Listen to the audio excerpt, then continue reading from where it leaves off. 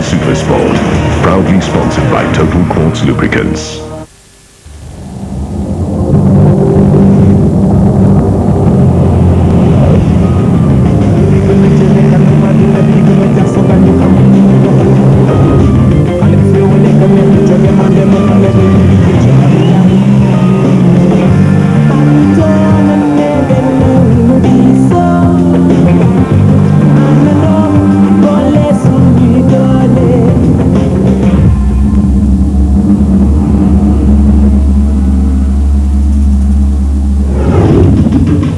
Off we go for the 28th edition of the Dakar. Thousands of fans gathered this morning in Lisbon for the big start.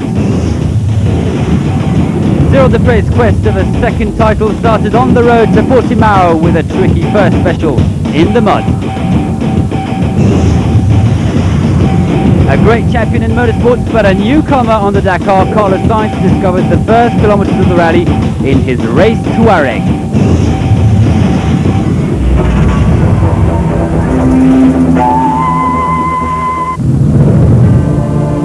The Portuguese fans had gathered in numbers around the starting podium close by the Geronimo Monastery to cheer the competitors taking off the stage one of the event, and they certainly came in numbers. 150,000 spectators during the 3 days of scrutineering, according to the police.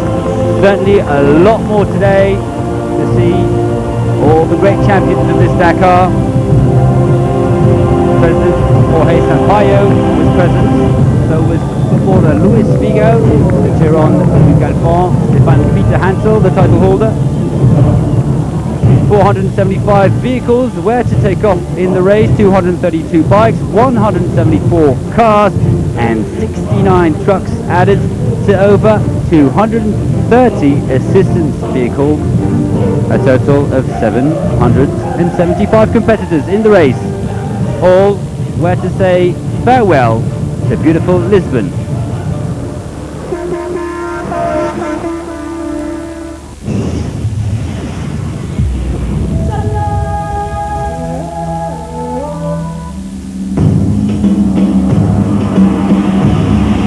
So, stage one of the Dakar, taking the competitors from Lisbon to Portimao along Liaison Road, all the way to the start of the day special, 83 kilometers, and then more liaison going to Portimao.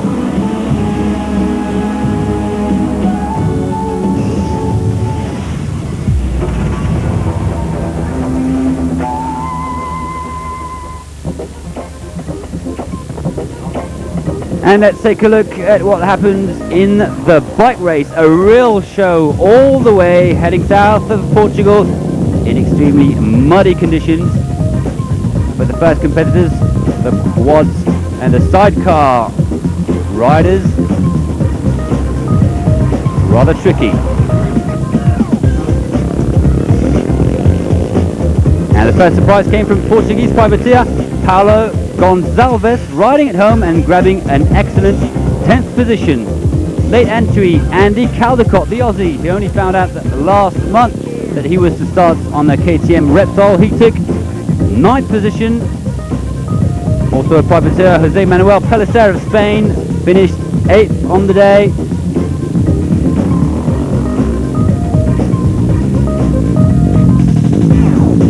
A newcomer in the KTM Gaulois team, David Casteux, a support rider for Isidre Esteve, 7th on the day, 1 minute 26, adrift of the fastest time. David Frétinier, winner of the last 4 European specials and the 2 previous editions of the Dakar. Well, he had to settle with 6th position, just over a minute adrift on his Yamaha. He'll be a fierce rival for the KTM boys.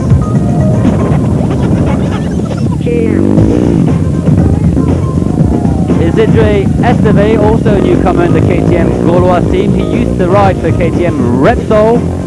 Well, he finished in 5th position, exactly 1 minute behind.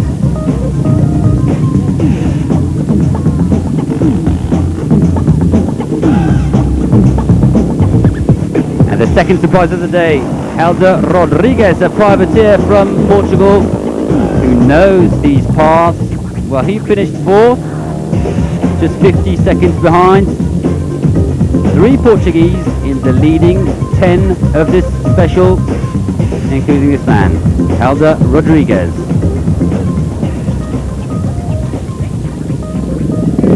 And the fastest of the KTM Repsol riders was the leader, Mark Coma, who finished in 3rd position, only 7 seconds adrift. A tight battle on this muddy special.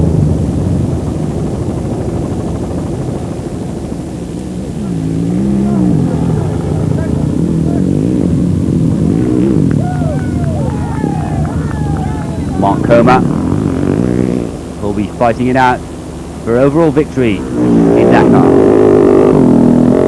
And this is the biggest surprise of the day.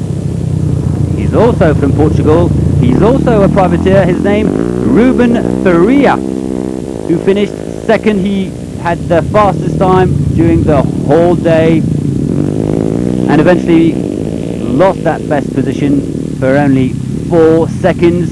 Ruben Faria, who was given a 9-minute time penalty for making it late at a checkpoint. And here's the man all the eyes were set on, the title holder, Monsieur Cyril Desprez, on his brand new KTM. Well, he was to win this one in a final time of 58 minutes and 10 seconds. A slim 4-second advantage on Ruben Faria.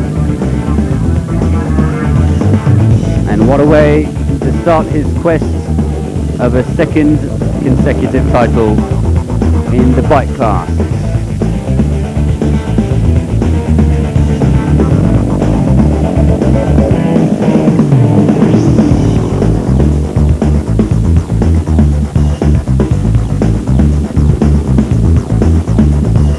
Tough conditions, a lot of rain, a lot of sand, and for some privateers, ooh, it was almost in the river.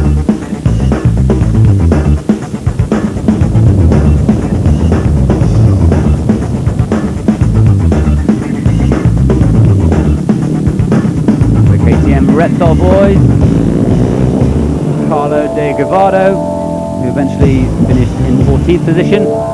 Disappointment for Jean de Azevedo, winner of a stage last year, who finished 29th, over 5 minutes adrift. The KTM Red Bull boys with Chris Blaze, 9th last year, and he had to settle with a disappointing 33rd position. Disappointment as well for Paul Anders Olav Alzetta, the man in green from Norway.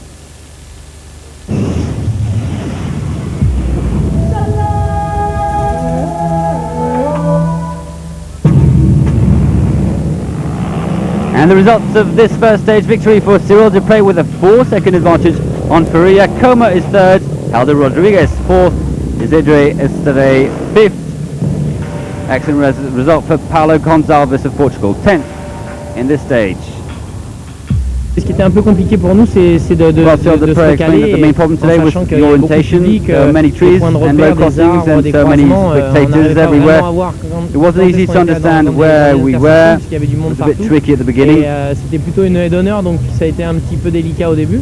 And then during the last 30 kilometers, les 30 derniers kilomètres, une petite averse avec une grosse moto. And with such a big bike, it wasn't easy. These bikes are not done for muddy conditions.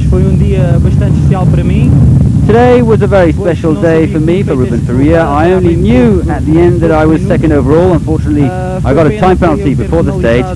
We lost quite a lot of time when refueling at a petrol station while my team was waiting at the start of the stage. But this race is 15 days long, so this is not a big problem. Viemos todos juntos. Foi pena isso, mas esta prova são 15 dias e então isso, a penalização é ao menos.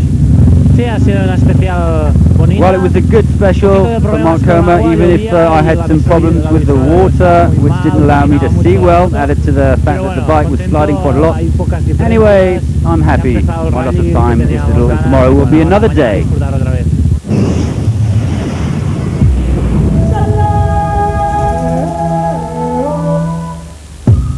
A Spanish legend in WRC racing, 196 races and 97 times on the podium, two-time world champion, the only man in history able to capture 26 wins, 43 years old. Carlos Sainz, El Matador, needed new and tougher challenges, so to the Dakar 2006. Rally raids could indeed perfectly suit this driver, able to go fast, but also take good care of this car. The car is much bigger, he explains, much heavier, tyres are different, power is different, but this is not the most difficult thing for me. My problem will be driving on dunes, where I never drove.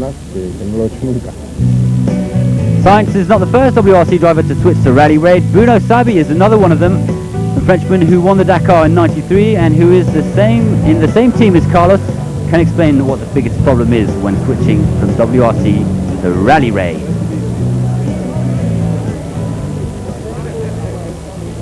Well, the first problem is the lack of information, because in WRC you have a co-driver telling you every single turn.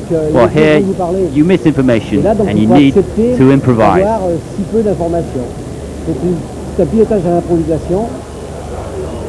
And that of course means that co-drivers play a crucial role. Carlos Sainz shows Germany's Andreas Schultz. Won't be easy for the Spaniard to communicate in English with the German. So why Andreas Schultz instead of a Spaniard? Well, first because I know him, he's a friend of mine. Second, because he has a lot of experience. He did 14 Dakars. He proved to be a co-driver able to win the Dakar. He won it twice. Added to that, he knows a lot about mechanics. So he has all the qualities to be an excellent co-driver, especially for someone like me without any experience on the Dakar. Sobre todo para una persona como yo con cero experiencia en el Dakar. Last year, another former WRC legend, Juha Kankkunen, who won the Dakar in '88, had a disappointing Dakar driving for Volkswagen as well. Will Sainz be able to do better?